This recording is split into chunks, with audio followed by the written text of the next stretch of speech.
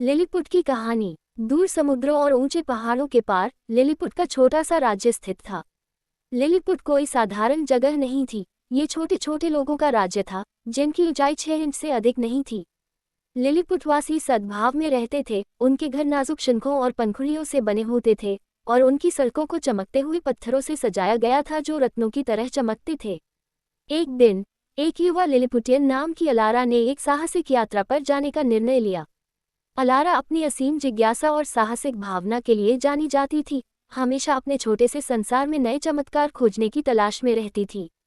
आज उसने सुना था कि लिलीपुट के दूरस्थ समुद्र तट पर एक रहस्यमय वस्तु बहकर आई थी। इसके रहस्यों को उजागर करने के दृढ़ निश्चय के साथ अलारा ने अपने छोटे बैग में आवश्यक चीजें भरी और निकल पड़ी।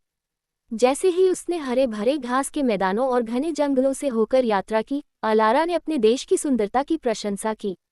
तितलियां उसके ऊपर रंगीन पतंगों की तरह उड़ रही थीं और हवा में खिलते फूलों की मधुर सुगंध फैली हुई थी। उसे रास्ते में मित्रवत जीव जंतु मिले, जिनमें एक बुद्धिमान पुराना घोंघा था जिसने उसे दिशा निर्देश दिए और एक शरारती गिलहरी थी जिसने समुद्र तक की कहानियां साझा की। लंबी यात्रा के बाद अलारा आखिरकार लिलीपुट के समुद्र तट पर पहुंची।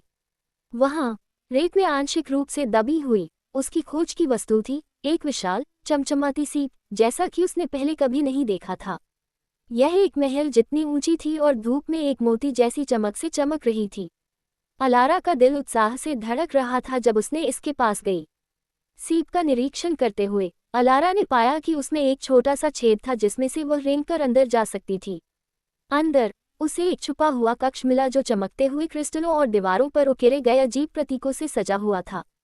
कक्ष के केंद्र में एक सुंदर चमकदार मोती था।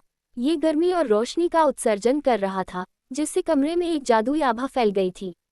अलारा ने मोती को छूने के लिए हाथ बढ़ाया और जैसे ही उसने ऐसा किया, एक कोमल आवाज उसके दिमाग में गूंज उठी। नमस्ते बहादुर अन्वेषक, आवाज ने कहा। मैं मोती का संरक्षक हूँ, एक महान शक्ति और बुद्धिमत्ता का प्रतीक। केवल वे ही इसे धारण कर सकते हैं जो शुद्ध हृदय और मजबूत आत्मा के हों।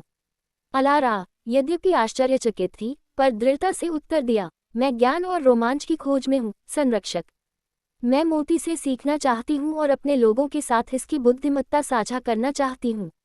संरक्षक अलारा की ईमानदारी से प्रसन्न हुआ। बहुत अच्छा, ये बोला, मोती ले लो, लेकिन याद रखो इसकी शक्ति का उपयोग सबकी भलाई के लिए होना चाहिए। बड़े ध्यान से अलारा ने मोती को उठाया, उसकी ऊर्जा को अपने अंदर महसूस किया।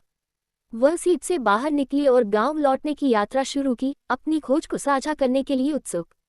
रास्ते में मोती की रोशनी जैसे उसका मार्गदर्शन कर रही थी, रास्ता रोशन कर रही थी और उसे नुकसान से बचा रही थी।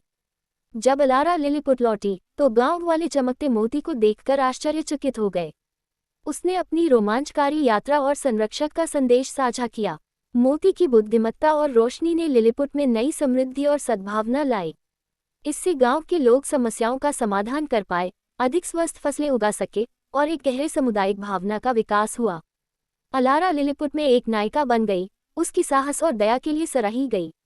मोती अब एक प्रिय धरोहर, उन चमत्कारों का प्रतीक बन गया जो उन लोगों की प्रतीक्षा करते हैं जो अन्वेषण और अज्ञात की खोज में साहस करते हैं। और इस प्रकार लिलीपुट का छोटा सा राज्य फला फूला, इसके लोग हमेशा अलारा और जादुई मोती की कहानी से प्रेरित रहे। प्लीज़ लाइक, शेयर, कमेंट और सब्सक्राइब।